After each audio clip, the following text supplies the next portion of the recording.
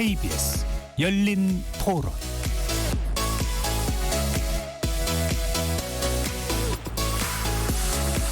안녕하십니까. KBS 열린 토론 정준희입니다.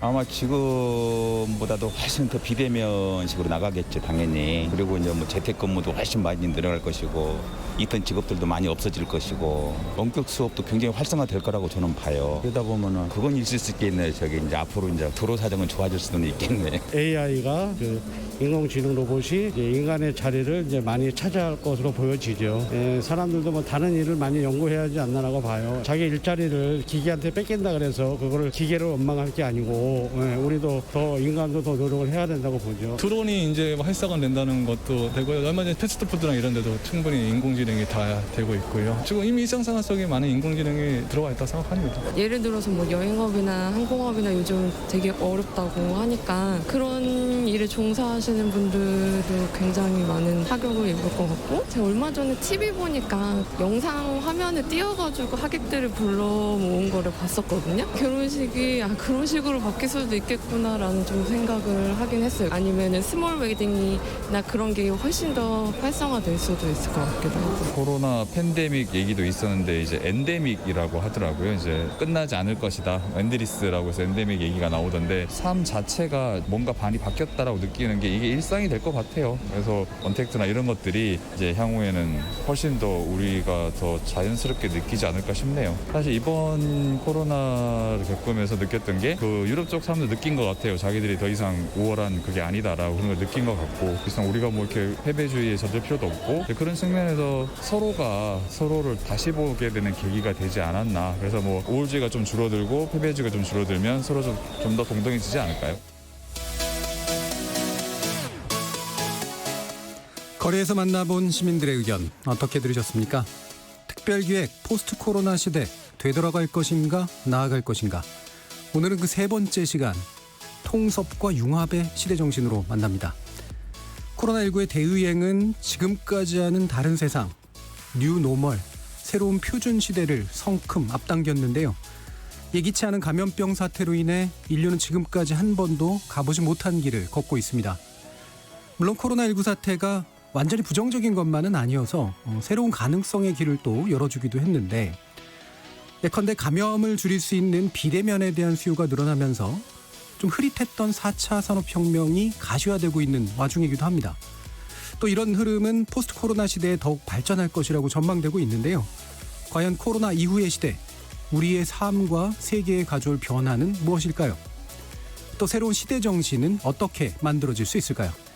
KBS 열린 토론 특별기획 포스트 코로나 시대 되돌아갈 것인가 나아갈 것인가, 제3부 통섭과 융합의 시대 정신, 앞으로 70분 동안 함께 하시면서 그 해답 찾아보도록 하겠습니다. KBS 열린 토론은 여러분들이 주인공입니다. 문자로 참여하실 분은 샵 9730 누르시고 의견 남겨주십시오. 단문은 50원, 장문은 100원에 정보 이용료가 붙습니다. KBS 모바일 콩, 트위터 계정 KBS 오픈, 그리고 유튜브를 통해서도 무료로 참여하실 수 있습니다. 날카로운 의견과 뜨거운 참여 기다리겠습니다. KBS 열린 토론 지금부터 출발합니다. 살아있습니다. 토론이 살아있습니다. 살아있는 토론, KBS 열린 토론. 토론은 라디오가 진짜입니다. 진짜 토론, KBS 열린 토론.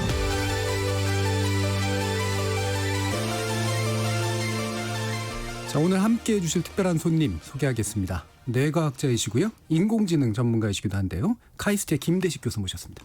네, 안녕하세요. 감사합니다. 자, 우리 김대식 교수님은 많은 분들이 또 팬들도 있으시고, 그다음에 또 대중적인 어떤 강연이나 여러 가지 또 되게 많은 영감을 주는 그런 이야기들로 또 유명하신데요. 오늘 그래서 이제 특별히 세 번째로 모신 손님이기도 합니다. 저희 타이틀이 이제 되돌아갈 것인가 나아갈 것인가 이건데, 물론 이제 뭐 전에 총리께서도 그랬고, 뭐 이제 아마 코로나 이전의 시대는 다시 오지 않을 것이다라고 하지만, 사람들의 가슴 속에는 어느 정도는 그래도 뭔가 좀 끝나고 나면 이런 게 있을 거란 말이에요.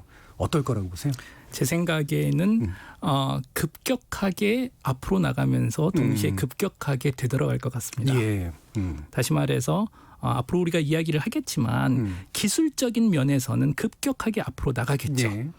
그런데 동시에 이 코로나 바이러스라는 사태가 만들어 놓는 이 세계 정세라든지 전 세계의 경제, 사회적인 변화 덕분에 제 느낌으로는 약간 후퇴를 하는 예. 결국 인류적인 차원에서는 인간의 정체성이라든지 나의 역할이 뭐고 나는 어떤 사람인지에 대한 이런 관점에서는 조금 더 뒤로 돌아가지 않을까 싶습니다. 제가 예. 말하는 되돌아간다라는 건 2019년이 아니고 그거보다 그렇네요. 더 전 시대로 돌아가지 않을까라고 생각합니다. 그럼 돌아가냐 나아가냐가 이제 여러 가지 단어로 해석될 수 있는데 되돌아간다는 게 복원의 의미로 사용되는 것이 아니라 후퇴 의미로 사용하셔서 그렇죠? 그 전에 문명이 좀 더 약간 후퇴하는 측면들이 있을 것이다. 재밌는 건 동시에 기술은 훨씬 더 앞으로 기술은 발전하겠죠. 진보할 것이고. 그렇다면 우리가 그 걱정하고 또 생각해 볼 수 있는 거는 기술과 문명의 격차가 예. 더 커질 수 있다라는 거죠. 예. 그리고 여기서 일어나는 또 수많은 갈등들과 또 우리가 집중해야 될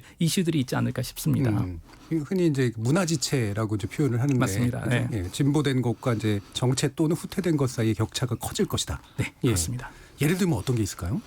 뭐 쉽게 얘기하자면 예를 들어서 기술이 더 발달하면서 언택팅 기술이 발달하겠죠. 예. 그러면 우리가 이미 인터넷이라는 기술 덕분에 사실 손 안에 있는 휴대폰 하나를 가지고 전 세계의 모든 사람들과 연결이 되고 또 세상을 볼 수 있는 거잖아요. 그런데 동시에 이 포스트 코로나 시대가 만약에 온다 그러면 제 생각엔 우리가 절대로 2019년 같이 일반인들이 예. 평범한 사람들이 아무 때나 언제든지 원할 때 어느 곳이든 이 세상에 갈 수 있는 시대는 한동안 오지 않을 거라고 생각이 됩니다. 예. 다시 말해서 이론적으로는 우리가 세상에 대해서 더 많은 걸 알 수가 있지만 개개인이 피부로 보고 느낄 수 있는 세상은 점점 좁아지지 않을까. 예. 그렇다면 동시에 나의 시야가 넓어지면서 기계적으로 또 동시에 좁아지는 아주 흥미로운 그런 현상이 벌어지지 않을까 싶어요. 그렇겠네요. 그러니까 이 온라인 시대라고 하는 건 사실은 물리적 세계의 이동성의 확장도 가져왔고 동시에 이제 비물리적 세계의 이동성을 극대화시켰는데 그렇죠. 네.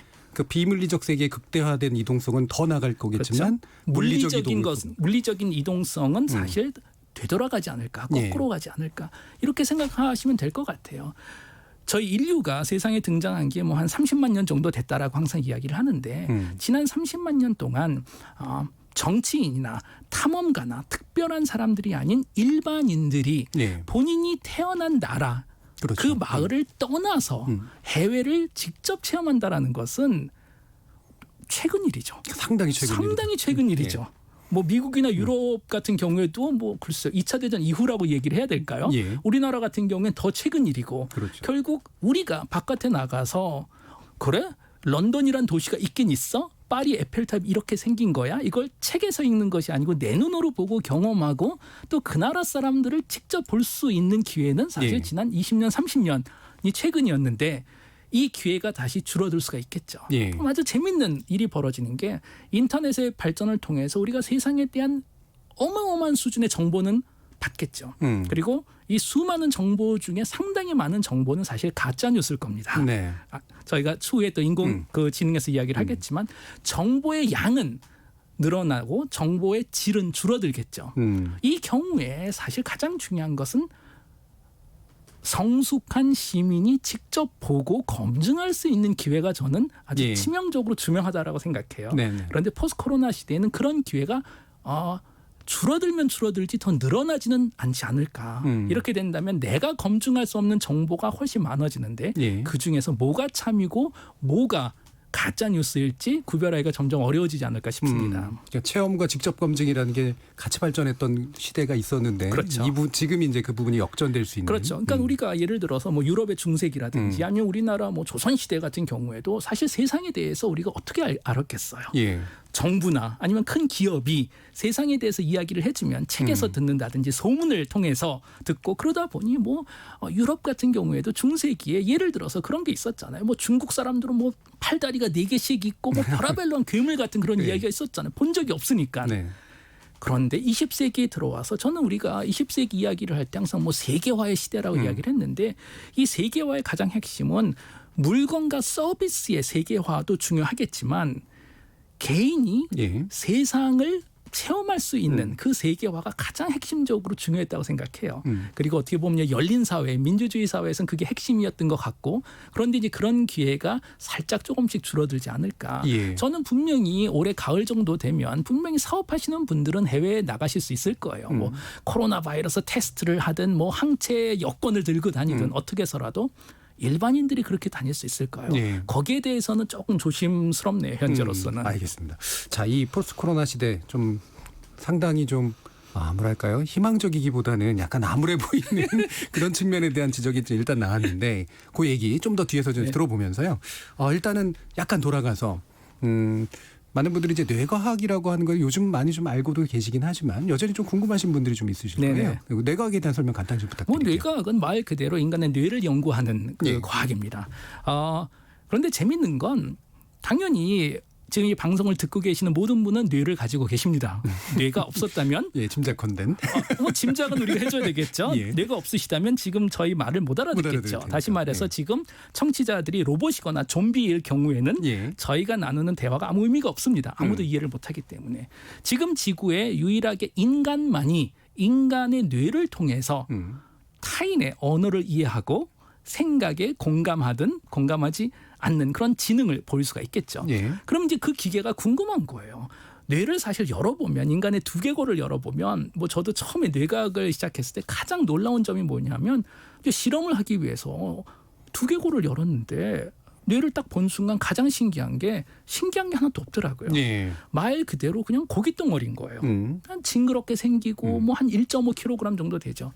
그런데 분명한 건 그 1.5kg짜리 고깃덩어리를 가지고 우리는 생각을 하고 예. 희망을 가지고 과거를 기억하고 감정을 가지고 현대 뇌과학에서는 이 모든 것들이 그 안에서 벌어진다라고 지금 이야기는 하지만 연구를 하는 사람도조차 이게 앞뒤가 안 맞는 거예요. 예. 내면에 보이는 건 세포 덩어리인데 어떻게 이런 인지적인 능력을 만들어낼 수 있을까? 그래서 뇌과학은 크게 세 분야로 나눠지는데요. 우선 첫 번째 분야는 뇌의학이 당연히 있습니다. 예. 당연히 뇌는 신체 한 부분이기 때문에 우리가 생물학적으로 이해를 해야 되고 망가지면 고쳐야 될 테니까 상당히 중요한 분야죠. 두 번째는 뇌는 그렇지만 이게 단순하게 세포 덩어리가 아니고 인지적인 능력을 가지고 있기 때문에 뇌를 인지 또는 심리 차원에서 이해를 해야 되겠죠. 예. 그러다 보니 인지 뇌과학이라는 것이 예. 존재하고 세 번째는 덕분에 최근에 인공지능 분야하고 많이 연결이 되는데 엔지니어링 기술적으로 인공지능은 지난 60년 동안 시도했는데 다 실패를 했거든요. 예. 그런데 분명히 지능은 있는 것 같아요. 우리 인간이 존재하니까. 그렇다면 최근의 방법은 인간의 뇌를 모방해보자. 카피해서 인공지능을 만들어보자 하는 뇌공학이라는 게 새로 예. 등장했습니다. 그래서 뇌의학, 인지 뇌과학 그리고 뇌공학 이렇게 세 분야로 나눠진다라고 이해하시면 됩니다. 그러니까 신경생리적 측면, 그다음에 심리나 인지에 관련된 그렇죠. 측면, 그다음에 그거를 기계라든가 기타의 어떤 기술로 활용하고자 하는 측면. 활용하려는 약간 공학적인 그런 예. 측면이 있겠죠. 그러면 그중에 어느 분야신가요? 저는 아무래도 제 배경 덕분에 저는 그 인지 그리고 인지 쪽. 공학 예. 이 두 개의 융합이라고 생각하시면 됩니다. 그러면 인공지능 얘기도 마침 나왔으니까요. 그 인공지능이 사실은 지금까지 계속 실패해 왔다가 최근에 급격하게 진전한 게 일종의 그러면 이제 접근하는 패러다임을 바꿨기 때문이다. 이렇게 이해해도 될까요? 네, 크게 보면 그게 맞고요. 인공지능이란 분야 자체는 1950년도에 이미 등장을 했습니다. 예. 그리고 정말 60년, 70년 동안 시도를 했는데 다 실패를 했죠. 가장 큰 패러다임 변화는 뭐였었냐면 처음 시도했었던 인공지능에서는 인간이 기계에게 지능을 설명해 주려고 노력을 했습니다. 가르쳐 주는 거죠. 뭐는 뭐다. 예를 들어서 고양이라는 것은 이런 거다. 어떻게 설명을 했겠어요? 언어를 사용했죠. 이런 식으로 근데 50년, 60년 시도를 했는데 다 실패하더라는 거예요. 그런데 언어는 어린 나이도 할 수 있는 거잖아요. 예. 지난 10년 동안 새로 시도되고 있는 건 뭐냐면 그럼 뇌는 도대체 세상을 어떻게 알아보고 지능을 만들어낼까 하고 보니 설명을 통한 것이 아니고 스스로 학습을 통해서 배운다는 거예요. 다시 말해서 고양이가 어떤 물체인지를 정확하게 설명하는 것이 아니고 어차피 그 설명은 불가능하고 예. 수많은 고양이 예제들, 데이터를 가지고 학습을 시키니까 나중엔 고양이를 알아보더라는 거예요. 예. 그래서 최근 인공지능 분야를 이제는 기계 학습, 뭐 심층 학습, 예. 딥러닝이라고들 많이 부릅니다. 그러면 제가 단순화시켜서 이렇게 이해해도 될까요? 예를 들면은 연역적으로 시스템을 만들어 가지고 가르쳐줘서 이식시키는 게 아니라 귀납적으로 뭔가를 쫙 풀어놓으면 얘가 가지고 있는 기초적인 능력으로 그거를 굴려서 지능과 유사한 형태를 만들어낸다. 네. 그리고 그 방법을 우리가 사용해야 되는 가장 큰 이유는 뭐냐면 세상에 엄청난 정보들이 있겠죠. 당연히. 뭐 제타바이트 수준의 지금 정보가 존재한다 그러는데 최근에 알게 된 사실은 모든 정보가 동일한 성격을 가진 게 아니더라는 거예요. 이 정보 중에 어떤 정보는 정확하게 기호로 표현이 가능합니다. 예. 이런 정보를 우리는 정량화가 가능한 정보라고 얘기를 합니다. 예를 들어서 쉬운 예제로 이런 거죠. 김대식 교수의 키는 얼마일까요? 물론 공개는 안 하겠지만 완벽하게 숫자로 표현이 가능합니다. 예. 이런 정보를 우리는 정량화가 가능한 정보라고 얘기를 하는데 세상에 있는 정보 중에 이런 식으로 숫자나 기호로 표현할 수 있는 정보가 한 10% 정도뿐이 안 된다는 거예요. 네.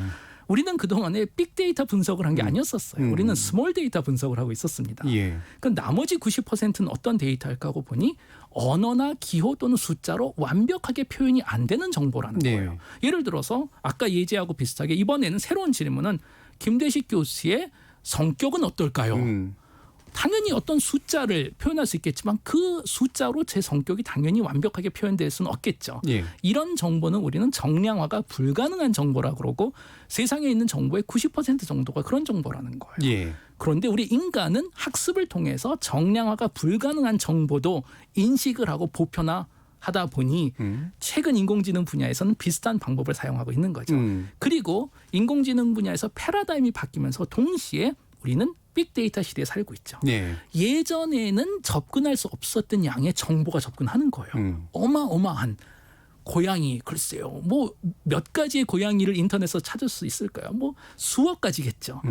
상당히 큰 데이터가 이제 우리가 가지고 있고 또 세 번째는 당연히 무어의 법칙 덕분에 컴퓨터의 그 속도가 빨라지다 보니 이 세 가지가 합쳐져서 패러다임, 알고리즘이죠. 새로운 알고리즘, 두 번째 데이터, 그리고 컴퓨터 능력 이 세 가지가 합쳐져서 한 지난 6년, 7년, 8년부터 예. 그 전 70년 동안 풀지 못했던 문제들이 갑자기 풀려버린 거죠. 덕분에 뭐 모두가 모든 기업이나 국가들이 지금 인공지능을 해야 된다. 예. 뭐 4차 산업혁명을 해야 된다라는 이야기를 항상 하고 있는 거죠. 예.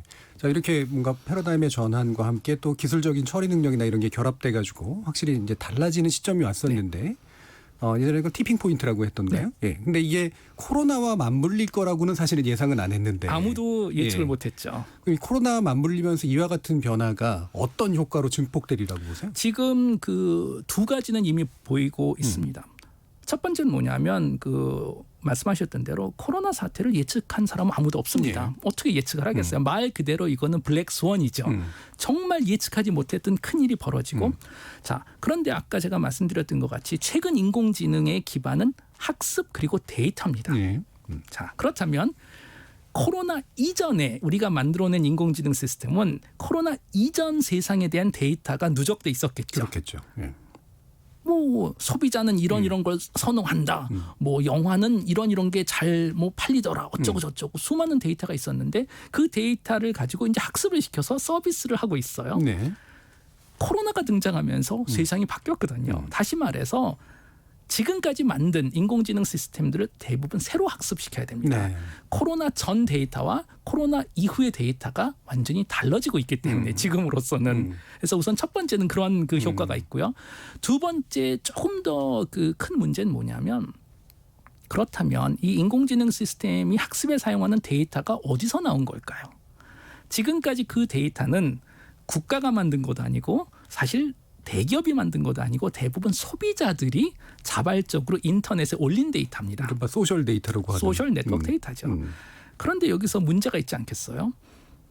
우리가 확률적으로 보자면 집에서 내 고양이 사진을 찍고 이건 고양이야 라고 글을 써서 인터넷에 올릴 확률이 미국이나 유럽의 중상층이 올릴 확률이 높을까요? 아니면 아프가니스탄이나 나이제리아 같은 국가의 청소년이 올릴 확률이 높을까요? 결론적으로 보면 현재 인공지능에 사용되고 있는 데이터의 대부분이 선진국에서 만들어진 그렇죠. 데이터. 이른바 중심 국가들의 중심 국가들 다시 말해서 데이터 안에 바이아스가 지금 들어있다라는 거예요. 예를 들어서 제가 뭐 간단하게 썼던 실험은 검색 엔진에서 교수라는 단어를 치면 대부분 백인 남성들이 등장합니다. 사진에. 그런데 블랙틴, 흑인 청소년이란 단어를 치면 애들이 대부분 감옥에 가 있더라고요. 사진이. 다시 예. 말해서 인터넷에 있는 데이터가 중립적이지 않다라는 거예요. 네. 이미 우리 인간의 바이어스가 다 포함되어 있는 데이터인데 기계는 그 데이터를 가지고 학습을 하는 거잖아요. 예. 그리고 새로운 데이터를 만들어냅니다. 다시 말해서 우리 인간이 심어놓은 작은 바이어스가 증폭될 수 있겠죠. 증폭되겠죠. 예. 그래서 이 두 가지가 데이터의 바이어스 그리고 비포 코로나와 애프터 코로나의 데이터의 일관성이 불가능하다라는 네. 것이 가장 큰 좀 이슈이지 않을까 싶어요. 그러면 참 이게 인간도 그럼 사실은 이제는 만들면서 학습해야 되고 또 사실 인공지능도 이제 새로운 학습들이 시작될 텐데 맞습니다. 네. 예측하기는 좀 어렵겠지만 이게 막 이렇게 되면서 나타날 수 있는 어떤 경로 같은 게 좀 보이세요? 지금 현재 그 기계학습 기반 인공지능의 가장 예. 큰 문제는 뭐냐면 말 그대로 인간의 뇌를 모방한 거잖아요. 자, 그렇다면 우리가 일상생활에도 생각해 봅시다. 상대방하고 대화를 할 때 상대방 머리 안에서 무슨 일 벌어지는지 우리 모르잖아요. 모르죠. 그렇죠? 제가 질문하고 대답이 나오는 것 같고 웬만한 건 예측할 수가 있지만 정확하게 왜 그런 답변을 하는지는 우리는 알 수가 없습니다. 서로 블랙박스니까. 서로 블랙박스이기 때문에. 과거 인공지능은 우리 인간이 설명을 했기 때문에 수식을 정확하게 정해졌기 때문에 이해를 했습니다. 정확하게 어떤 일이 벌어지는지. 근데 답이 다 틀렸었어요.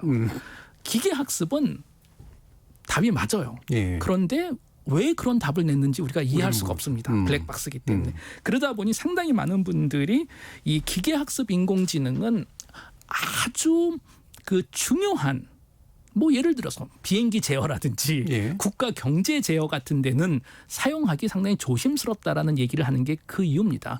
판단이 왜 그렇게 나왔는지 우리가 완벽하게 알 수 없다라는 거예요. 예. 현재로서는. 예.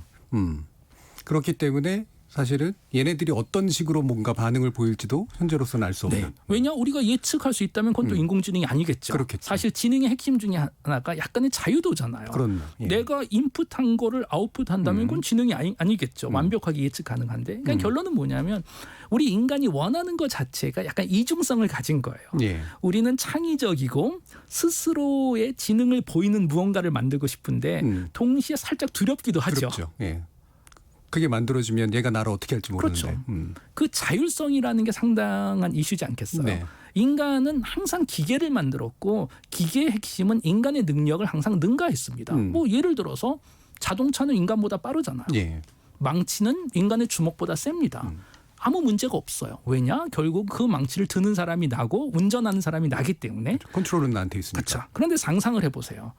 자율망치가 등장해서 지금 이 스튜디오 안에서 망치가 싹 우리 머리 위에서 돌아다니다가 본인이 원할 때 한번 친다 그러면 그건 상당히 두렵거든요. 그렇죠. 결국은 인공지능의 핵심은 컨트롤입니다. 누가 인공지능을 컨트롤하느냐가 핵심 이슈지 기술 자체는 중립적이겠죠. 네. 그런데 지금 현재 일어나는 일로 봐서는 인공지능의 컨트롤은 데이터가 컨트롤하고 두 번째는 당연히 그 인공지능 데이터와 알고리즘을 가지고 있는 예. 국제적인 기업들 빅텍이라고 지금은 부르죠. 그 4-5개 회사들이 대부분 모노폴리로 장악하고 있다라는 것이 문제가 되겠죠. 예. 자, 그 부분도 뒤에서 또 얘기할 수 있을 것 같은데 그러면 그만큼 시대 전환이 굉장히 좀 심각할 정도로 구조적이다라고 말할 수 있다면 근데 왜 저도 이제 한 20세기를 살았던 사람이니까 20세기에서 20세기, 21세기로 이제 바뀔 때 보면은 늘 막 언제나 사회를 규정하는 수많은 그렇죠. 말들이 등장을 하잖아요. 요 때가 바로 바뀔 때고 네. 바뀔 때고 지금도 그런 과장이니까 이런 식의 규정이 과장일 수도 있을까 아닐까? 뭐 조금 과장도 있겠죠. 당연히 예. 우리가 뭐 Y2K도 다 경험했었던 사람으로. 그런데 또 한쪽으로 보면 어쨌든 코로나 바이러스는 지금 팬데믹이잖아요. 네. 뭐 많은 분들이 그렇겠지만 저도 2월달 그때 뭐 중국에서 이 바이러스가 시작됐을 때 큰 걱정 안 했어요. 뭐 자주 있었던 일이고 어떻게 보면 좀 뭐 몇 달 동안 뭐 몇 주 동안 불편하겠구나 했는데 이게 전 세계로 확장이 되고 팬데믹으로 진화된 다음에는 이제 우리가 깊은 생각을 해야 되겠죠. 팬데믹이라는 건 자주 있는 건 아니거든요. 네. 그렇죠? 그리고 마지막 팬데믹은 스페인 독감 1918년이었으니까 그걸 경험한 사람이 아무도 없는 거예요. 그렇죠. 예. 얘기해 줄 사람이 없어요. 얘기해 줄 사람이 없죠. 다시 말해서 예. 지금 이거는 나 자신에게만 새로운 경험이 아니고 인류 전체에게 새로운 경험입니다. 이걸 예. 경험했었던 사람이 아무도 없다라는 거죠.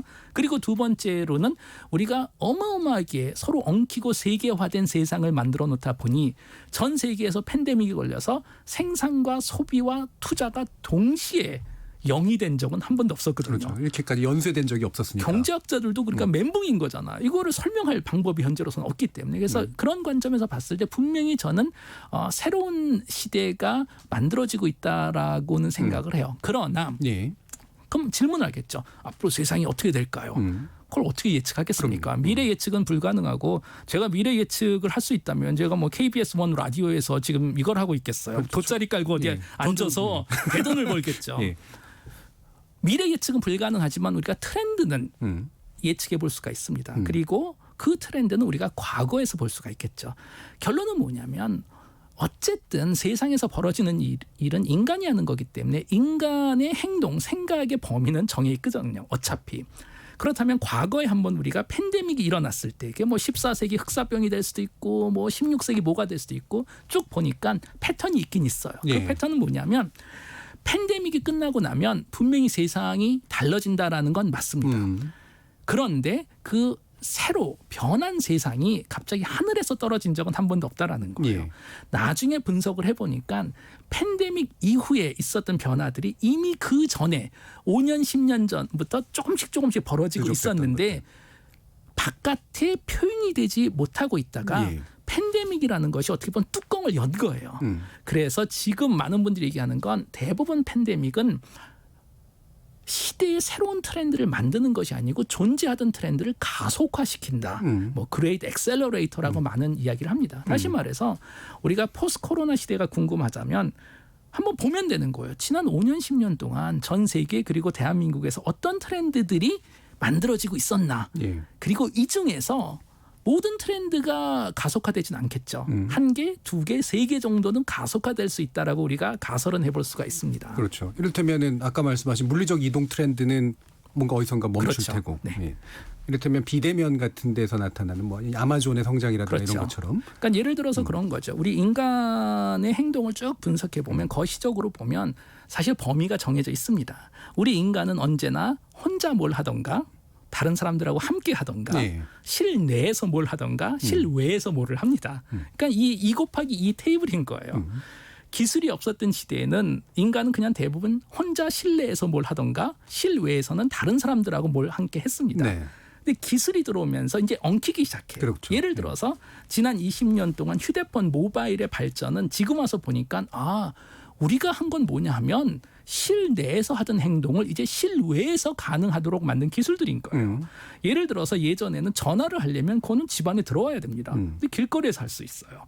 영화를 보려면은 지금은 뭐 바깥에서도 볼 수 있는 거고 비슷하게 제 생각에는 포스트 코로나 시대에 벌어질 수 있는 그 큰 트렌드 중에 하나는 뭐냐면 이제는 실외에서 예. 하던 일들을 실내에서 예. 하는 그 트렌드가 아주 가속화되지 않을까. 그리고 이미 있었던 거잖아요. 예. 영화도 집에서 보죠. 배달도 시켜 먹죠. 이제는 교육도 실내에서 받기 시작하죠.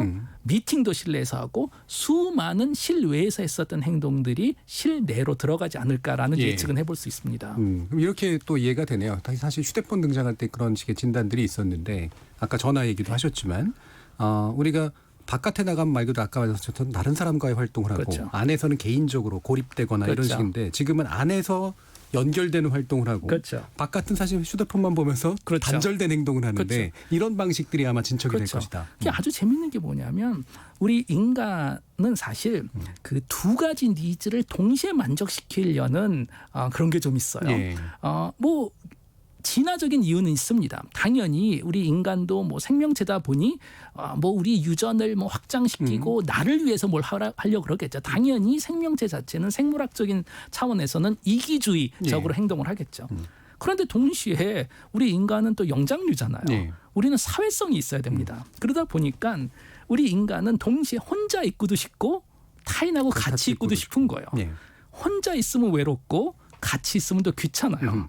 이 외로움과 귀차니즘이 동시에 있고 기술 없이는 해결할 수 없는 문제인데 기술이 도입되면서 해결이 되기 시작하는 거예요. 예. 내가 집에서 혼자 있으면서도 다른 사람들하고 대화 나누고 예를 들어서 바깥에 있으면서도 나 혼자만의 세상을 만들고 귀에다가 음악 같은 거 들을 수 있을 테니까 그리고 이 동시에 인간의 니즈를 만족시켜주는 서비스나 기술이 있으면 그건 뭐 갑자기 대박이 나는 거죠. 그동안에 예. 만족할 수 없었던 두 가지 일치하지 않는 니즈를 갑자기 만족시킬 수 있을 테니까. 연결도 되면서 필요할 때 그렇죠. 끊어버릴 수 있는. 혼자 있으면서 둘이 있고. 그런 얘기가 있어요. 그 예전에 독일 철학자 쇼펜하우어라는 분이 예. 그런 말씀을 하셨습니다. 독일에서는 뭐 주말 같은 경우에 많이들 산책을 좀 갑니다. 숲이 많으니까. 예. 쇼펜하우어가 질문했었던 건 그거예요. 산책은 혼자 가는 게 좋을까? 아니면 둘이 가는 게 좋을까? 예. 장단점이 있다라는 거예요. 그렇죠. 혼자 가면 얼마나 편해요. 내가 내 속도를 조절할 수 있으니까. 근데 좀 외롭잖아요. 반대로 둘이 가면 외롭진 않지만 좀 귀찮기도 하죠. 그리고 부담스럽고 내가 상대방한테 맞히거나 상대방이 나한테 맞춰야 되니까.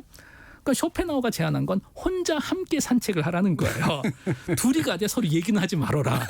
예. 그리고 여기서 산책은 인생을 얘기한 걸 거고 당연히 쇼펜하우어는 평생 결혼 못했죠. 이런 아이디어를 가지고 있다 보니. 예. 그런데 IT 기술 그리고 인공지능이 혼자 함께를 지금 가능하게 해주기 때문에 제 생각에는 이렇게 많은 사람들이 거기에 중독되고 빠지지 않나 생각합니다.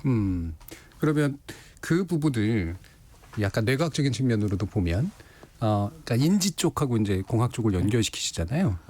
뭐 교수님이 이제 인간이 세상을 바라보는 것, 우리 눈에 보이는 세계는 착시다라고 이제 말씀을 하셨다고 하는데 지금의 뭐 세상을 바라보는 그런 어떤 틀이라고 하는 것도 네네. 어떤 면에서 보면 이제 우리가 과거로부터 가져온 틀일 수도 있고 그다음에 뭔가 이렇게 주관적 제한 같은 것들도 네네. 충분히 있을 수 있잖아요. 네네. 그런 어떤 편향이 남아 있었을 가능성에서는 어떻게 보세요? 네, 그거는 그 상당히 그 중요한 이슈고요. 예. 어떻게 보면 포스트 코로나 시대하고도 연결이 잘 됩니다. 우리는 크게 두 가지 틀을 가지고 있다라고 지금은 알려져 있어요. 예. 첫 번째 틀은 당연히 유전적으로 우리는 타고난 성향이 좀 있습니다. 그런데 이 성향들이 그렇게 그 좋은 성향들이 아니에요. 지금의 관점에서 보면. 지금 관점에서 보면. 예. 근데 원시 시대 때 보면 그게 맞았던 성향이에요. 그렇죠. 한번 생존을 생각을 위해서. 해봅시다. 몇만 년 전 원시 시대에 몇 명이 같이 살았을까요? 몇십 명이 있죠. 그리고 그 몇십 명들은 대부분 나하고 친척 관계였겠죠. 예. 자, 그러다 보니 머리 안에 들어있는 프로그래밍은 뭐냐면 내 주변에 있는 사람, 다시 말해서 나하고 비슷한 사람들한테는 내가 잘해주는 게 맞아요. 예. 왜냐? 나하고 유전을 지금 공유하고 있는 거잖아요. 동시에 이방인, 외부에서 들어온 사람은 유전적인 적인 거예요. 네. 이 사람이 들어와서 좋을 게 하나도 없다. 그렇기 때문에 인간 뇌에 정말 아주 강력한 운영체제에 있는 알고리즘 중에 하나는 뭐냐면 나하고 비슷한 사람, 내 주변에 있는 사람, 예. 내 고향 사람, 나하고 비슷한 언어를 쓰는 사람은 내 편. 조금이라도 다르면 나의 적. 뭐 지금 미국하고 유럽에서 조지 플로이드 사건 이후에 네. 이 인종차별에 대해서 많은 이야기가 나오는데 불행히도 이 모든 것들이 뇌 안에 하드웨어로 입력이 돼 있다라는 거예요. 타자에 대한 혐오. 타자에 대한 혐오 배척. 그리고 동시에 어떻게 해서라도 내 편, 네 편을 가르기 가르는 시작합니다. 거기서 뭐 유명한 실험들이 많아요. 예를 들어서 1970년대 아마 미국에서 진행했었던 실험인 것 같은데 이 아이들 뭐 보이스카우트 같은 아이들 몇십 명을 그냥 두 그룹으로 나누는 거예요. 뭐 빨간 그룹, 파란 그룹. 그 전까지는 친구들이었었는데 그리고 경쟁을 시켜둡니다. 이 두 그룹을. 예. 그리고 예를 들어서 한 편은 계속 칭찬을 하고 또 한 편은 벌을 주고 랜덤으로. 그랬더니 2, 3일 지나니까 얘네들끼리 거의 패싸움을 일으키는 거예요. 예. 멀쩡하게 이틀, 3일 전에는 공동체를 유지하고 있었는데 우리 인간 뇌에 강력하게 들어있는 건 뭐냐면 내 편, 이 정체성이라는 게 상당히 중요합니다. 사실은. 그리고 지금으로서는 이 언어의 발전 자체도 정체성 확인을 위해서 만들어지지 않았나 생각을 합니다. 예, 왜냐? 예. 사실 우리가 알고 싶어 하고 발굴하고 싶어 하는 정체성은 유전이죠. 진. 근데 그거는 볼 수가 없잖아요. 뭐 지난 10년에나 기술이 발달된 거고 30만 년 동안은 유전은 볼 수가 없었거든요. 그러니까 유전을 직접 볼 수 없으니까 내 유전을 표현하는 간접적인 게 필요했었던 거죠. 예. 신호들. 피부 색깔. 외모나. 외모가 제일 중요하고 비슷한 외모래도 액센트, 언어, 사투리의 기원이 여기라고 지금 많은 분들이 예. 생각을 하고 있어요. 내 지방인지 아닌지를 갈라내는 거죠. 여기서 어느 한순간 내 지방이다라는 느낌이 나면 갑자기 좋아 보여요. 이 프레임 안에 딱 들어오는 순간 뭐 우리나라에서 자주 있는 거잖아요. 예. 뭐 대기업 임원들 둘이서 어떻게 우연히 만났다가 같은 지역이고 같은 고등학교 출신이라는 거 알게 되면 난리가 나요. 그다음부터는 갑자기. 다 유전적인 프로그래밍이죠. 자, 그런데 이게 이제는 문제가 될 수 있습니다. 네. 우리는 분명히 세계화된 시대에 살고 있고 다양한 인종과 민족들이 서로 교류를 해야 되고 비슷한 수준에서 서로 인정을 하면서 살아야 되는 그런 시스템은 만들어놨는데 여전히 인간의 뇌는 원시 시대에 살고 있다는 거예요. 더구나 포스트 코로나 시대에 가면 이런 큰 위기가 오면 인간은 이게 딱 도 아니면 뭡니다. 세상이 편하고 안전하면 관대해져요.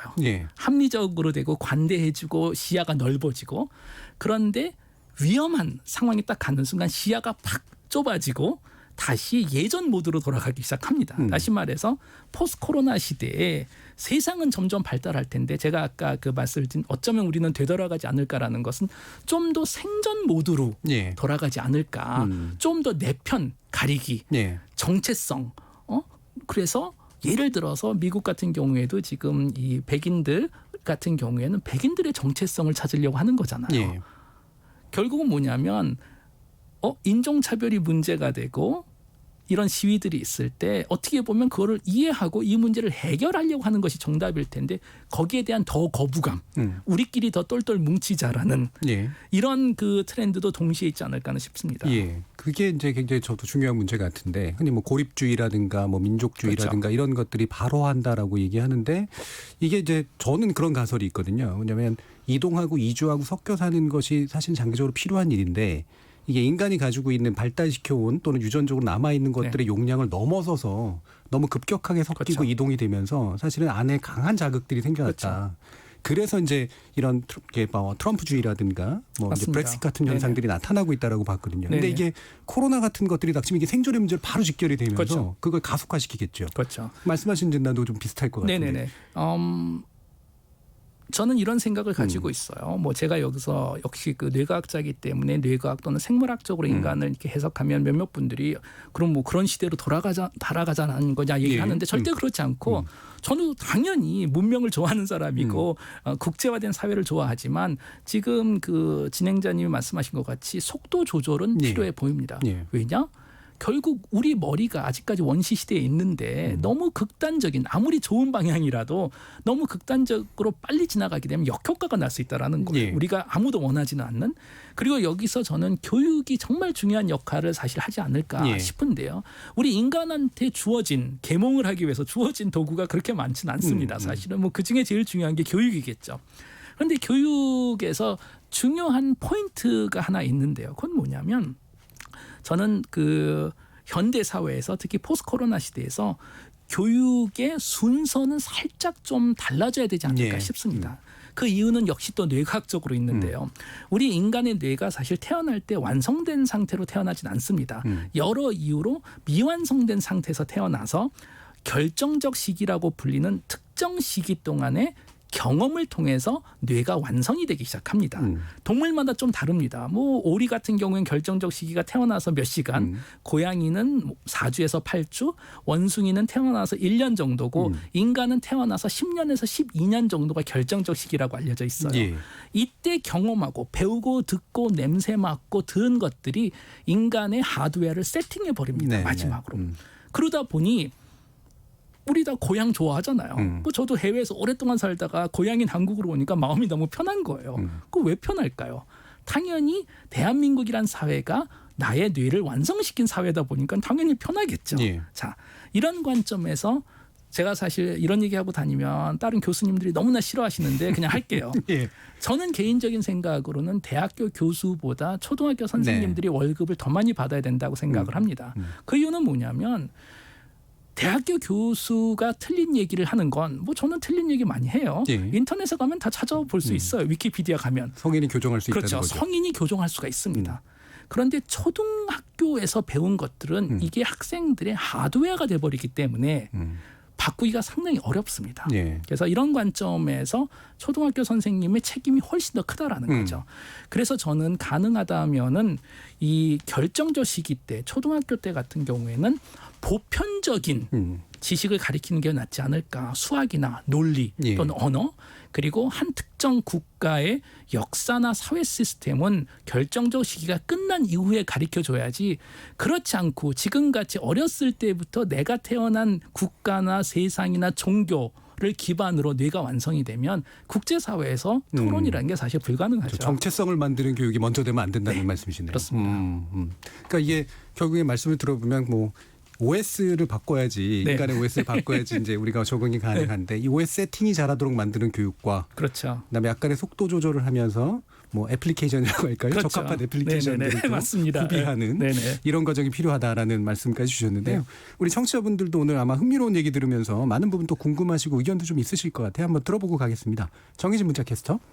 네, 지금까지 청취자 여러분이 보내주신 문자들 소개합니다. 먼저 유튜브 아이디 이창섭님.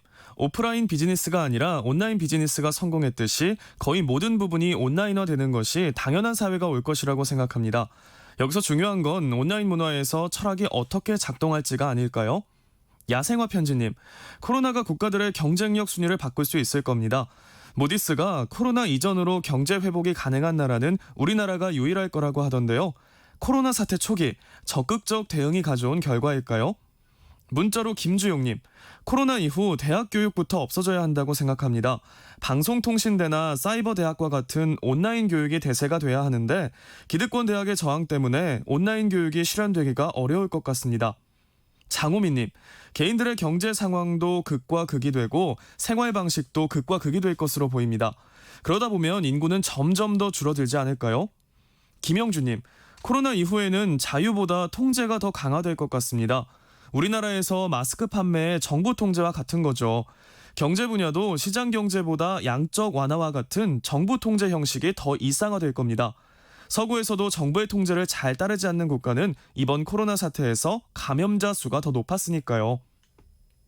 오윤재님, 포스트 코로나 시대를 맞아 한동안 세상은 냉정해지고 폐쇄적이 될 거라고 생각합니다. 아울러 각국의 과학기술력 경쟁도 심화될 것 같고요. 그러다 보면 인류는 더욱 고독해지면서 인간의 가슴을 어루만져줄 수 있는 인문학에 대한 관심은 더욱 부각될 것 같습니다. 라고 보내주셨네요. 네, KBS 열린 토론. 이 시간은 영상으로도 생중계하고 있습니다. 유튜브에 들어가셔서 KBS 일라디오 또는 KBS 열린 토론을 검색하시면 지금 바로 토론하는 모습 보실 수 있습니다. 방송을 듣고 계신 여러분이 시민 농객입니다. 계속해서 청취자 여러분들의 날카로운 시선과 의견 보내주세요. 지금까지 문자캐스터 정의진이었습니다. 토론이 세상을 바꿀 수는 없습니다. 하지만 토론 없이 바꿀 수 있는 세상은 어디에도 없습니다.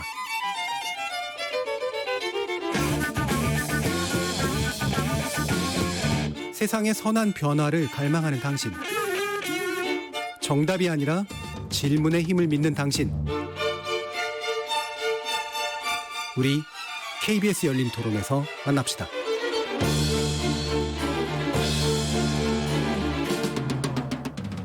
KBS 열린 토론 특별기획 포스트 코로나 시대 되돌아갈 것인가 나아갈 것인가 제3부 융합과 통섭의 시대정신 뇌과학자이자 인공지능 전문가이신 카이스트 김대식 교수와 함께하고 계십니다. 자, 이게 앞에서 이제 또 말씀하신 게 우리 프로그래밍된 유전자라고 하는 거에서 나오는 현대 문명의 관점에서 안 좋은 것들에 대한 언급을 끝에서 주셨는데 그거하고 연결시켜서 아마도 아까 이제 경고하셨던 우리가 직접 체험하고 검증하지 못하는 상태가 더 지속될 텐데 온라인으로는 수많은 정보들이 쏟아져 들어오게 되는 상황에서 결국 오인된 정보라든가 이른바 가짜뉴스라고 불리는 것들 개인적으로는 제가 탈진실 시대에 대한 연구를 하고 있는데 바로 이 부분이 이제 굉장히 기승을 부릴 거 아닙니까? 이 부분은 어떻게 보세요? 네, 저도 인공지능 사실 그 데이터 제너레이션 하는 알고리즘을 개발하는 사람으로서 개인적인 책임감도 가장 많이 느끼고 있는 분야입니다. 이렇게 생각하시면 될 것 같아요. 최근 만들어진 이 기계학습 방법을 통해서 과거 데이터를 가지고 과거 얼굴이라든지 문장을 가지고 이제 학습 알고리즘을 사용하면 새로운 얼굴, 새로운 인물, 새로운 동영상, 새로운 문장을 만들어낼 수 있습니다. 그리고 꽤 그럴싸해요, 사실은. 당연히 완벽하진 않지만. 이제 문제가 생기는 거잖아요. 판도라의 상자가 열려버린 겁니다. 그러니까 뭐 상상을 해보세요. 그게 뭐 우리나라일 수도 있고 미국일 수도 있고 한 10년, 20년 후를 상상해 봅시다. 지금보다 훨씬 더 기술이 발달된 가짜 정보 만들어내는 기술도 훨씬 더 발달한 시대에 대선인 거예요. 그리고 선거 일주일 전까지 뭐 여당 야당이 막상막하해요. 뭐 몇 % 차이. 그런데 핵폭탄급 동영상이 하나 등장하는 거예요. 후보 중에 하나가 뭐 무슨 마약을 막 하면서 나라를 팔아먹겠다고 얘기를 하고 그리고 그분은 본인이 아니라고 당연히 얘기하겠지만 누가 보더라도 그 사람이고 누가 듣더라도 그 사람 목소리고 또 알리비도 좀 없었다고 칩시다. 그래서 그런지 몰라도 선거에서 다른 분이 승리를 합니다. 자, 이제 다 끝났어요. 1년이 지나고 나서 알려진 게 그 동영상이 사실 가짜 동영상이었었다라는 거예요. 이른바 딥페이크. 딥페이크. 저 어떻게 하겠어요. 선거를 반복할 수는 없습니다. 우리가. 그렇죠? 자, 여기서 선거에서 승리하신 분은 인과관계가 없다라고 얘기를 하겠죠. 그 동영상 없었어도 이겼다. 그리고 그걸 증명하거나 이걸 할 수 있는 방법이 없어요. 지금 사실은. 자기가 조작해서 내보냈다는 게 증명되지 않나. 선거를 100번 반복하기 전에는 통계학적으로 반대로 선거에서 지신 분은 인과관계가 있다라 그리고 결과를 인정하지 않으면서 헌법재판소에 이것을 내겠죠. 저항하겠죠. 결론은 뭐냐면 가짜 뉴스 탈진실 시대의 판도라가 열린 건 뭐냐면 현대 사회에서 핵심인 개인과 개인, 국가와 개인, 기업과 국가 간의 신뢰관계라는 신뢰는 문명이 만들어낸 가장 큰 가치 중에 하나거든요. 사실 우리가 지금 서로가 서로를 신뢰하니까 각자가 일을 하고 주어진 일을 하는 거지 원시시대 때까지 서로 못 믿었으면 그냥 맨날 싸울 거 아니에요. 거기서 당연히. 신뢰관계를 만들어내는데 수백 년이 걸렸습니다. 사실은.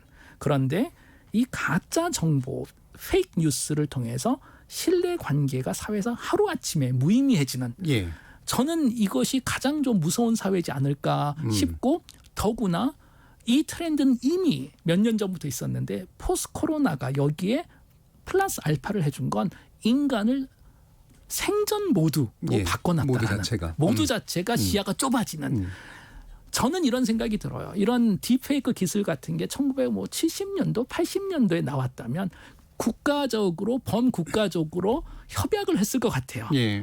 핵무기 제한하듯이 가짜 데이터를 우리는 하는 걸 하자 하고 완벽하지는 않지만 공동체가 결정을 내렸을 것 같아요. 인공지능 확산 방지죠. 예를 들어서 그렇죠? 분명히.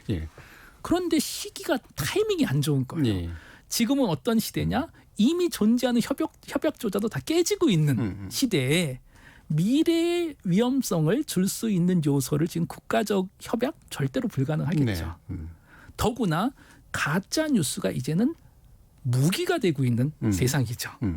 몇몇 국가들이 있잖아요. 이 가짜 뉴스를 무기화해서 뿌려버리는. 근데 이제 이렇게도 얘기를 할 수가 있겠죠. 아무리 가짜 뉴스가 많아도 진실이 언제나 이긴다. 그럴까요? 저는 아니라고 생각해요. 진실이 뭔지는 아무도 모릅니다. 그렇죠. 철학적으로. 그게 중요하겠죠. 그렇지만 수학적으로는 우리가 정의를 내릴 수가 있는 게 지금 우리가 진행자님하고 제가 앉아서 토론하는 이게 진실인 거잖아요. 이게 팩트잖아요. 그런데 곰곰이 생각해 보면 수많은 베리에이션이 가능합니다. 비슷한 거. 예를 들어서 제가 오늘 대전에서 기차를 놓쳐서 못 왔을 수도 있어요. 방송 펑크 내는 이상한 일이 벌어질 수도 있고. 결론은 뭐냐면 진실은 하나인데 거짓은 무한으로 증식될 수 있다. 존재할 수 있다라는 거예요. 자, 두 번째 인간의 시야가 좁아지고 생존 모드로 간 사이에서 인간은 퀄리티 또는 참에 집중하지 않고 이제는 숫자에 집중하기 시작합니다.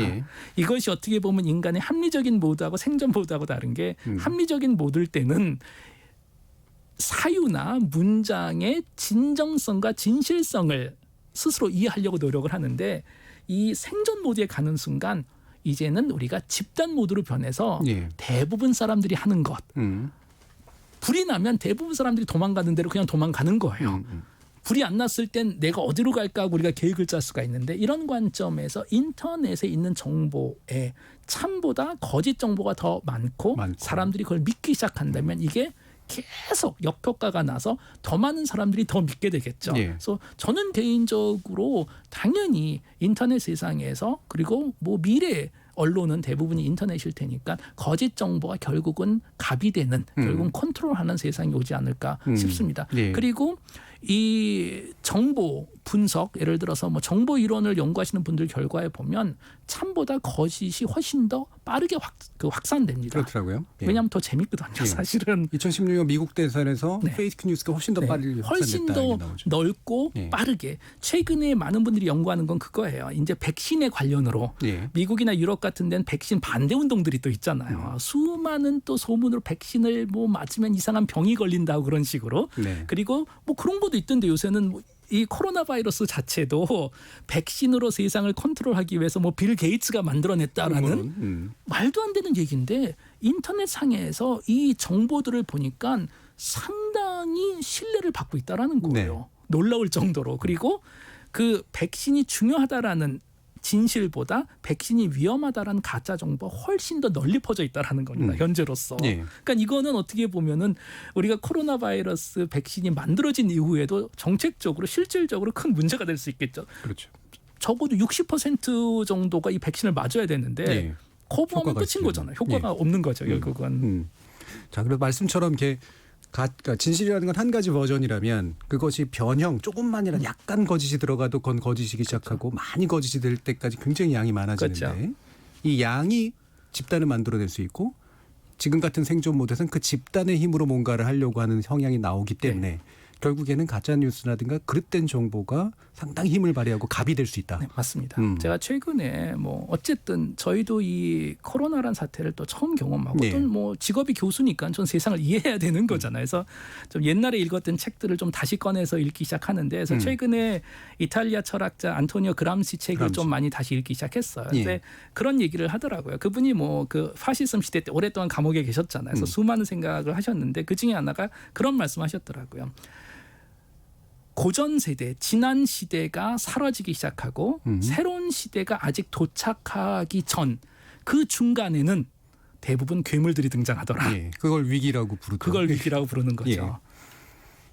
저는 처음엔 그걸 이해 못했는데 이제는 이해가 되는 것 같아요. 왜냐? 내가 알고 있었던 고전 시대 이게 어떻게 보면은 비포 코로나 세상인 거죠. 이 시대는 지금 사라지고 있어요. 그 내가 친숙하고 잘 알고 컸었던 어떻게 보면 20세기죠. 우리한테는 20세기에 대한 이 패러다임이 20세기 시대가 지금 사라지고 있는데 새로운 시대가 오는 것 같긴 한데 아직 눈이 안 보이잖아요. 인간은 불안한 거예요. 지금은. 과거는 사라졌는데 미래가 아직 도착을 안 했기 때문에 이 불안한 상태에서는 인간은 생존 모드에서 이제 다반수를 따르기 시작합니다. 과반수. 많은 사람들이 하는 거. 포퓰리즘. 그러다 보니 결론은 그런데 그 포퓰리즘에 뭐 그것 때문에 그람시가 당시 썼겠지만 결과가 결국은 괴물로 끝난다라는 지금도 비슷한 것 같아요. 제가 최근에 좀 많이 얘기하는 거는 지금 와서 보니까 21세기가 2000년에 시작한 게 아니고 2020년에 시작한 게 아닐까라는 생각이 들더라고요. 사실 20세기도 1900년에 시작한 게 아니고 지금 많은 역사학자들은 1918년에 시작했다라고 얘기를 하잖아요. 사실 처음 1차 대전 전에는 뭐 19세기하고 비슷한 세상이었죠. 1차 대전이 끝나고 난 다음에 뭐 제국이 3-4개 사라지고 갑자기 국가들의 어마어마한 변화가 있었던 것 같이 저희는 2000년부터 2019년까지는 어떻게 보면 20세기에 살았던 거고 진정한 21세기는 올해부터 시작이 됐고 그런데 21세기 역사책의 다음 장, 다음 페이지를 우리는 아직은 볼 수 없는 거죠. 매우 궁금하고 매우 두려운 다음 페이지입니다. 사실은.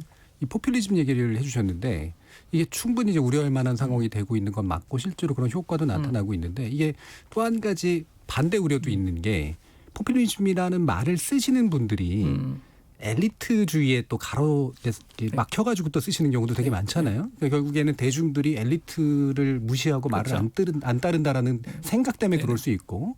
근데 이제 그 엘리트는 제가 볼 때는 상당히 많은 부분에서 그 권위를 잃어버린 이유가 신비주의도 깨졌고 실제로 레퍼런스가 되게 어렵기 때문인 것 같아요. 그럼 지금은 어떤 종류의 레퍼런스가 있을 수 있다고 보세요? 아주 중요한 그 포인트인데요.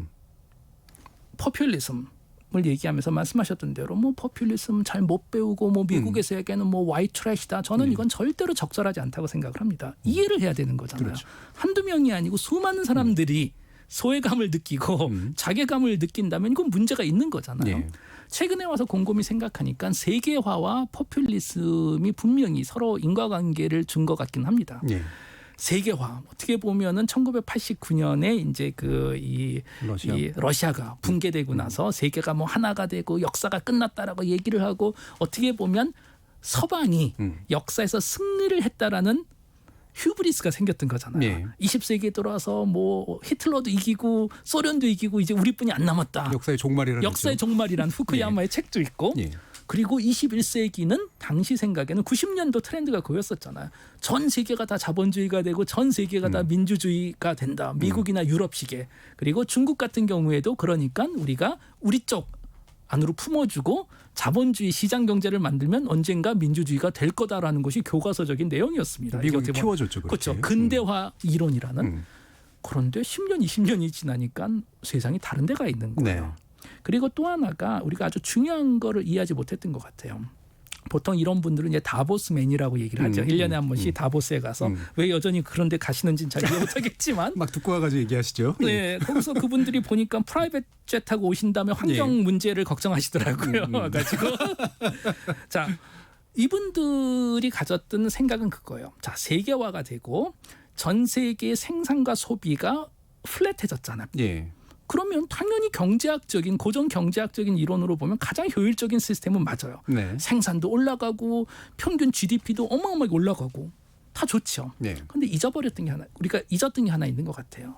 세계화의 혜택이 불평등이 있었다라는 거예요. 편중된. 그게 뭐냐? 지금 와서 보니까 세계화 덕분에 평균은 올라갔는데 중간값이 안 올라갔다라는 거예요. 그럼 불평등이 늘어났다라는 거죠. 왜 그럴까? 너무나 지금 와서 보니까 너무나 당연한 게 세계화가 되면서 지식이 많고 돈이 많거나 경험이 많고 뭐 얘기하는 엘리트죠. 예. 이런 분들한테는 기회가 많아진 거예요. 그렇죠. 그런데 예를 들어서 뭐 미국 중부에서 지금 탄광에서 일을 하시는 분 같은 경우에 세계화가 되고 중국 석탄이 들어온다고 기회가 많아지는 게 아니거든요. 경쟁이 많아지죠. 그렇다면 세계화 덕분에 전 세계 인류가 두 그룹으로 나눠졌다라는 거예요. 기회가 많아진 사람들, 이런 분들을 지금은 어디서나 살 수 있는 뭐 anywhere people이라고 얘기를 하더라고요. 데이비드 구타스. 그렇죠. 예. 근데 어떤 사람들은 여러 이유로 본인이 태어나고 본인이 자라고 본인이 쓰는 언어만을 가지고 먹고 살 수 있는 somewhere people, 그 한 곳에 한정된 고착되는 사람들이라는 거죠. 그럼 퍼센트가 어떻게 되나 보니까 전 세계에서 살 수 있는 사람이 10% 20%도 안 되더라는 거예요. 예. 다시 말해서 대부분이 세계화를 통해서 혜택보다는 경쟁이 늘어났다라는 거예요. 그렇죠. 멀리서 온 사람이 내 거 뺏어가고 그렇죠. 있는 거니까. 그러니까 이거를 우리가 부정할 수는 없는 거예요. 절대로. 네. 이건 팩트이기 때문에. 처음에는 그냥 몰랐습니다. 그냥 뭔가 나는 평생 열심히 일하는데도 의료보험도 없고 맨날 내 애들은 대학교도 못 가고 그냥 그런 근심 걱정만 있었는데 이제 여기서 선동하는 사람들이 나타나기 시작해서 그 목소리를 모으면 말이 되잖아요. 사실은. 네. 그런데 또 재밌는 건 대부분 포퓰리스트들은 엘리트 출신이라는 것이 그렇죠. 아이러니한 거잖아요. 예. 결국 그건. 또 누군가가 이용을 하는 거죠. 그렇죠. 또 이용을 하는 거죠. 그래서 저는 당연히 우리가 뭐 포퓰리스트라고 포퓰리즘이라면 얘기하는 그분들의 목소리는 절대적으로 들어야 된다고 생각을 합니다. 그렇죠. 귀 기울여야죠. 당연하죠. 왜냐?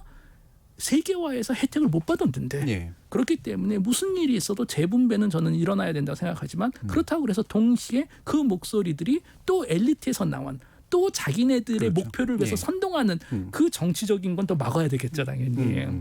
그래서 그 참 중요한 것 같아요. 그러니까 결국에는 아까 이제 그 신뢰의 문제를 얘기해 주셨는데 제가 약간 농담 삼아서 얘기를 하는 게 truth, 즉 진실은 trust하고 네. 사실 거의 동일한 네. 것이다라고 아까는 이제 말씀하신 내용 가운데 그게 나왔잖아요. 저는 이제 엘리트에 대해서 가지고 있는 이런 반감들이나 이런 건 충분한 이유가 있는데 그렇기 때문에 트러스트, 그러니까 신뢰를 회복하기 위해서는 사실은 누군가가 내 대신 뭔가를 해줘야 되는 일들이 많잖아요. 누군가는 내 대신 더 많은 공부를 해줘야 되고 누군가는 내 대신에 의료 기술을 해줘야 되고 그렇죠. 자 이런 존재들이 이 포스트 코로나 시대에 어떤 종류의 역할을 할 수 있을까? 이 엘리트 관련으로는 예. 또 역시 양면의 칼은 분명히 있는 것 같아요. 저는 당연히 한쪽으로는 지난 20년 정도 세계화가 진행되면서 엘리트가 전 세계적으로 오만에 빠진 건 맞다고 생각해요. 휴브리스에 분명히 예. 빠져서 본인들이 세상을 구하고 그렇죠. 그러니까 착각인 거죠. 본인들한테 좋은 게 세상한테 다 좋다라는 착각인 거잖아요. 예. 근데 알고 보니까 본인들한테만 좋았던 거예요. 더구나 이 엘리트들 집단이 본인들 스스로만 자기네들끼리만 만난 거예요. 예. 자기네들끼리 신문 읽고 자기네들끼리 책을 쓰고 그렇죠. 여담으로 말씀드리자면 저도 미국에 살 때 뭐 동부에 살았으니까 동부에서 서부 쪽으로 갈 때 항상 하는 얘기가 야 저 밑에 3만 피트 아래 사는 사람들 예. 누군지도 모르는 거예요. 예. 미국에서도 이미 나눠져 있습니다. 어떻게 보면 양쪽 해안의 엘리트들 본인들 생각엔 본인들이 다 생산하고 똑똑하다는 분들 그리고 저 밑에 있는 누군가 그리고 지금 제 미국 친구들이 얘기하는 게 쟤네들이 맨날 트럼프 찍어서 나라가 망하고 또 있다. 비아냥되죠. 그런데 예. 느끼지 못하는 게 본인들이 그 문제를 살짝 같이 만든 게 아닐까. 사실은 그거는 분명히 버릴 수 없습니다. 그런데 또 하나는 뭐냐면 그래서 저는 기존 엘리트가 지금 분명히 본인의 역할 지난 20년 동안에 여기에 대해서 고민을 하고 반성하고 예. 답을 제안해야 되는 건 분명히 많지만 그렇다고 거꾸로 극단적으로 그렇다면 완전히 반 엘리트로 갈까? 이것도 저는 상당히 그러니까요. 위험한 것 같아요. 예. 반지성주의도 있고요. 그게 지금 예. 같은 경우에 미국에서 많이 벌어지고 예. 있는 겁니다. 많은 사람들이 아마 그 미국 사회를 이해하지 잘 못하시는 분들이 궁금해하는 게 그거예요. 왜 전문가 말을 저렇게 안 들을까? 네, 네. 왜 마스크 하라는데 안 할까? 왜 락다운 하랬더니 나와서 데모하고 그럴까? 저는 이게 다 반 엘리트적인 정서에서 나온 것 같아요. 그러니까 예. 이분들이 지난 20년, 30년 동안 엘리트들이 만든 사회와 경제 체제에서 나는 망했다라는 거예요. 그런데 이제 바이러스 나와서 문제가 생겼는데 왜 내가 니네 말을 들어야 되냐? 나는 자유롭게 살고 싶다. 그리고 어떻게 보면 이제는 개인의 자유가 반 엘리트 정서하고 이게 좀 꼬인 것 같아요. 네. 그래서 이제는 전문가가 얘기하는 거에 우선은 반대를 해버립니다. 그런데 그건 좋을 리가 없잖아요. 이게 뭐 경제 사회 전문가는 오케이, 뇌과학자 전문가도 오케이, 의사 선생님 말은 들어야 되는 거잖아요. 적어도 지금은 예. 아니면은 건물을 지을 때 공학자 말을 들어야 되는 거잖아요. 예. 이거는 확실히. 그래서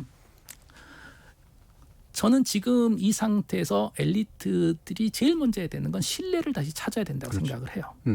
그리고 우선은 엘리트들이 본인들이 지난 몇십 년 동안 본인의 혜택과 사회 혜택을 약간 좀 이게 그 혼동한 것이 아닐까. 예, 예. 본인은 사회 혜택을 위해서 일했지만 사실은 본인의 혜택을 일했던 거고 그래서 이런 차원에서 앞으로 몇 년 동안은 본인에게 좀 혜택이 줄어들더라도 많이 줄어들더라도 사회 공헌을 좀 더 많이 하고 예를 들어서 본인의 특허라든지 지식을 공유한다든지 이런 여러 그 좀 진정성이 보이는 행동으로 신뢰를 되찾는 것이 가장 핵심이지 않을까 싶어요. 예.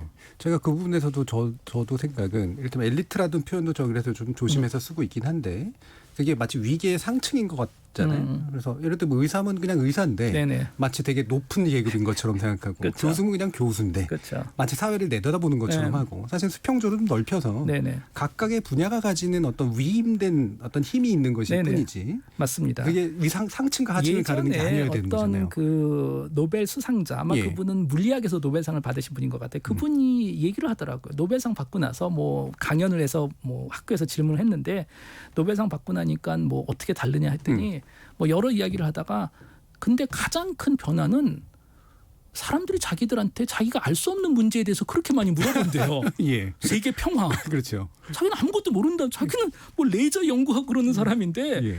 전세 환경 문제. 그리고 다들 사인하라고 그러고 갑자기. 그래서 이분이 얘기하는 거 나는 전문가가 아니다 거기에 대해서. 예. 근데 이분은 솔직한 거죠. 상당히 많은 분들은 그렇지 않습니다. 그렇죠. 역시 또 여기서도 약간 휴브리스인 것 같아요. 아까 오만은. 내가 한 분야에서 정점을 찍으면 갑자기 모든 분야에 대해서 내가 한마디 좀 할 수 있는 것 같이. 예. 이거는 착시 현상인 것 같아요. 뇌 안에서. 예. 심지어 그런 것 같아요. 노벨 경제학 수상하신 분들도 보면 사실은 경제학 안에서도 굉장히 미세한 분야에서 상을 타신 건데 마치 이제 국가 경제부터 해서 그렇죠. 세계 경제까지 다 얘기를 해줘야 그래서 되는 저는 것처럼. 그 이 밸런스를 잡는 게 제일 중요한 것 같아요. 그러니까는 전문가 자체도 정말 자신의 전문성에 대해서 다시 한번 예. 짚어보고 사실 내가 정말 아는 게 뭘까? 예를 들어서 그러니까 저 같은 경우도 제가 뭐 인지 뇌공학을 하지만 뇌의학에 대해서는 아는 게 아무것도 없거든요. 예. 그런데 제가 뭐 방송이나 이런 데서 뇌과학 얘기를 하면 계속 그다음부터 이메일이 와요. 여러 뇌의학적인 질문. 저 솔직하게 난 거기 전문가가 아니고 아무 얘기도 할 수 없다라는 얘기뿐이 예. 못하는 것 같이 본인 전문이 어딘지에 대해서 다시 한번 좀 생각할 필요가 있고 두 번째는 거기에 대한 진정성. 그러니까 저는 엘리트들 겸손함이 우선 제일 중요하지 않을까 싶어요. 예, 예. 그게 아마 많은 분들의 마음도 어루만지고 실제로 사회도 좀 더 그래서 좋아질 어떻게 수 있는. 보면은 근데 결론으로 보면 전문가가 신뢰를 잃는 세상은 좋지 않아요. 좋은 세상이 아니죠. 좋은 세상이 아니에요. 예. 왜냐 그렇게 되면 바로 또 사이비들이 나오기 시작하거든요. 예. 결국은 그리고 그들이 이득을 얻고. 그들이 이득을 얻는 거죠. 그러니까 뭐 사이비 경제학자, 사이비 뇌과학자, 사이비 뭐 공학자 나와서 그런데 사이비 공학자가 만든 다리는 상당히 위험할 거거든요. 예를 들어서. 예, 예. 그런데 지금 그 엘리트들은 어떻게 보면은 그 본인의 그 오만에서 아직 빠지지 못해서 그냥 나를 믿어라 이런 식인데 그렇게는 이제 너무 늦은 것 같아요. 예. 이제는 그 신뢰를 어언해야 되는 본인이 노력을 해서 다시 얻어야 되는 시기지 않을까 싶습니다. 자동으로 주어지는 게 자동으로 아닌. 주어지는 건 이제 아닌 것 같아요. 저희 그 겨울가을님이 아들에게 딸에게 꼭 들려주고 싶다고 말씀 주셨네요. 감사합니다. 그리고 교수님 티셔츠 얘기가 있어요. 어디서 사면 됩니까? 딴 것보다 그게 제일 궁금하다고 좀 물어보시길래 한번 대답해 주세요. 어디서 사면 되나요? 아니 저도 솔직히 기억이 안 나요. 내가 그렇다고 뭐 PPL을 할 수도 없고. 그렇죠. 그리고 저는 사실 오늘 이게 그 라디오라고 생각해서 정말 편하게 입고 왔고 제가 보여줄 수는 없지만 지금 신발도 샌들을 신고 있습니다. 현재 여기서 제가 이걸 차마 보여드릴 수 없고 그런 것 같아요. 제가 요새 완전히 비치 패션으로 다니는 게 나갈 수가 없으니까. 여러분들은 진행자님은 우울증 없으세요? 저는 우울증 있어요. 최근에. 아직은 안 왔는데 올 것 같습니다. 그러니까 인간은 정말 이 사회적인 동물인 게 맞긴 맞는 것 같아요. 집에서 아무리 내가 동영상을 보고 책을 읽고 하더라도 어디 좀 다른 데 가보고 다른 사람들하고 얘기하는 이 니즈가 확실히 있는 것 같아요. 제가 기억하는 게 5월 초쯤인가요? 우리 감염자가 하루 뭐 10명 이하로 좀 떨어졌을 때 문제가 해결되지 않았나라고 우리가 막 기뻐했을 때 몇 달 만에 좀 저녁 모임을 가졌는데 사실 그렇게 친한 분들도 아닌데 너무 좋은 거예요. 거기서. 그래서 확실히 그게 필요한 건 같고 또 인간은 사회적인 동물이기 때문에 우리가 서로 고립되기 시작하면 이제 우울증이 생깁니다. 그리고 무기력해지기 시작하고 결국 인간의 모든 것이 여전히 우리 머리 안에서는 다른 사람들과 부닥치면서 대화를 나누고 그러다 보니 예를 들어서 지금 뭐 온라인 회의 같은 거 온라인 교육 많이 하고 있잖아요. 여러 경험들이 있더라고요. 이미 데이터를 보니까 온라인 회의를 하면 분명히 더 효율적이긴 하대요. 회사에서는 쓸데없는 얘기 안 하니까. 그런데 재밌는 건 뭐냐면 기존 틀 안에서 풀어야 되는 문제들은 훨씬 효율적인데 새로운 아이디어는 안 나오더라는 거예요. 창의적인 것들. 창의적인. 교육도 비슷할 것 같아요. 제 생각에는 뭐 온라인 교육에 대한 찬반이 많죠. 요즘엔. 제가 봤을 때 컨텐츠 자체만 배우면 되는 것들. 이런 것들은 온라인으로 하는 게 사실 맞지 않은가 싶어요. 시험 보드 거. 그렇죠. 그냥 지식 전달. 그렇지만 토론을 해야 된다든지 비판적인 생각을 해야 된다든지 그게 온라인으로 가능할까요? 그리고 아까 그 청취자들 질문 중에 하나가 뭐 대학의 역할 같은 질문이 있었던 것 같은데 뭐 매우 중요한 질문이고 아까 청취자 한 분은 아마 대학이 필요 없지 않을까라고 그렇게 말씀하셨는데 절대로 그러면 안 된다고 저는 생각을 하고요. 대학 교수로서. 참고로 교수님 말씀입니다. 네네. 제 교수로서 먹고 살아야 되기 때문에 그러나 대학의 역할은 전 분명히 바뀔 거라고 생각하고 바뀌어야 된다라고 생각을 합니다. 대학의 역사를 쭉 보면 나라마다 조금씩 다르지만 뭐 대부분 현대 대학은 수도원에서 시작을 한 거잖아요. 중세기 예를 들어서. 그리고 대학이라는 것이 처음 시작했을 때는 정보가 부족했었을 시대입니다. 이게 역사로 갈 것 같아서 지금 20초뿐이 안 남았어요. 그래요? 그래서 저는 그 온라인 교육 같은 경우에 대학교의 역할은 컨텐츠 전달하는 건 온라인으로 전달하되 같이 토론을 하고 실험을 하는 것은 오프라인으로 그 두 가지 역할을 동시에 해야 되지 않을까 싶습니다. 저도 가르치는 입장에서 충분히 공감하고 정말 필요하다는 생각이 듭니다. 많은 것들을 바꿔놓았지만 이렇게 과거의 특정 측면에서 여전히 해야 될 것들 하지만 전면적으로 재편해야 될 것들 이거에 관련된 여러 가지 얘기들 굉장히 많이 나눠봤는데요. 많은 분들께서 우리 교수님 말씀해 주신 거 정말 재미있게 그리고 접하지 못한 새로운 지식들 많이 들었다라고 해서 감사하다는 말씀 전해주셨습니다. 저희 KBS 1라디오가 준비한 특별기획 포스트 코로나 시대 되돌아갈 것인가 나아갈 것인가 제3부 융합과 통섭의 시대정신 이것으로 모두 마무리하겠습니다. 오늘 좋은 말씀해 주신 카이스트 김대식 교수님 감사합니다. 네, 감사합니다. 저는 내일 저녁 7시 20분에 다시 찾아뵙겠습니다. 지금까지 KBS 열린 토론 정준이었습니다.